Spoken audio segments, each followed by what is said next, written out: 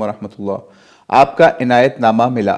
دراصل بیت اس چیز کا نام ہے کہ آدمی کسی شخص پر اعتماد کرے کہ وہ اسے اللہ کے دین کی صحیح تعلیم و تربیت دے گا، اور اس اعتماد کی بنیاد پر یا اس اعتماد کی بنا پر اس کی رہنمائی میں چلے۔ اس کے لیے ہاتھ میں ہاتھ دینا کچھ ضروری نہیں ہے۔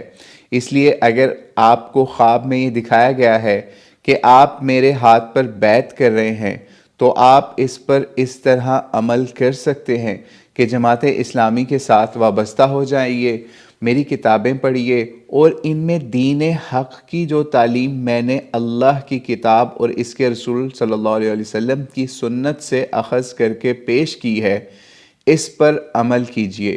تاہم اگر آپ کسی کے ہاتھ پر بیعت ہی ہونا یا بیعت ہی کرنا چاہتے ہیں تو کوئی اللہ کا نیک بندہ ایسا تلاش کیجئے